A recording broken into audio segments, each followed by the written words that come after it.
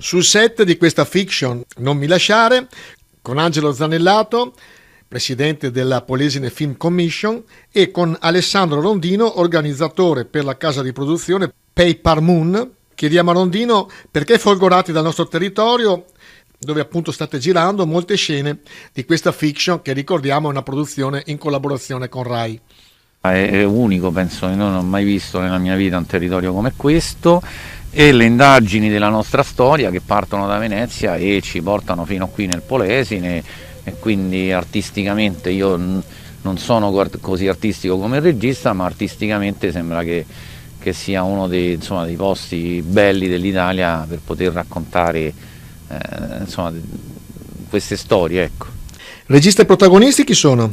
Il regista è Ciro Visco, i protagonisti sono Vittoria Puccini, Alessandro Roia, Sara Feberbaum e tanti altri attori, insomma, importanti. Adesso mi vengono in mente loro tre, ma insomma ce ne stanno veramente tanti, comunque importanti e bravi più che altro, diretti da un ottimo regista che è Ciro Visco, regista di uno dei registi di Doc. Il budget di questa fiction? Stiamo investendo più di 9 milioni di euro in totale, insomma. Ad Angelo Zanellato, presidente di Polesine Film Commission, chiediamo che valore aggiunto può dare al nostro territorio questo marketing territoriale importante. Di valore aggiunto spero che possa portare l'attenzione della gente. Su questo però è un valore aggiunto che è venuto per volontà della casa di produzione. È un lavoro che abbiamo fatto insieme ormai quasi da un anno e mezzo. E c'è un piccolo problema e una nota negativa che la devo evidenziare.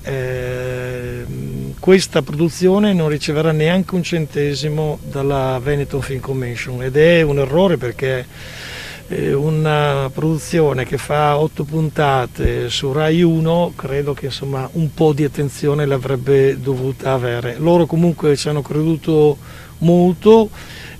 Io dico sempre, il Polesine un set a cielo aperto, basterebbe avere la possibilità di stimolare un po' queste produzioni, perché fare investimenti di questo genere vuol dire avere tanta volontà, e se gli dessimo un po' una mano, oltre a queste produzioni potrebbero arrivare tantissime altre. Ecco, questo credo che va fatto. E quindi secondo lei la colpa è di chi? Da dove dovrebbero arrivare questi soldini? Da chi ha il sacchetto dei denari in mano. Insomma, la Regione in questo momento credo che un po' più di attenzione avrebbe dovuto, ma non solo per questo, anche per altri territori. Cioè, i territori vanno incentivati, vanno aiutati, vanno messi nelle condizioni di poter offrire il massimo. Questo è quello che bisogna fare.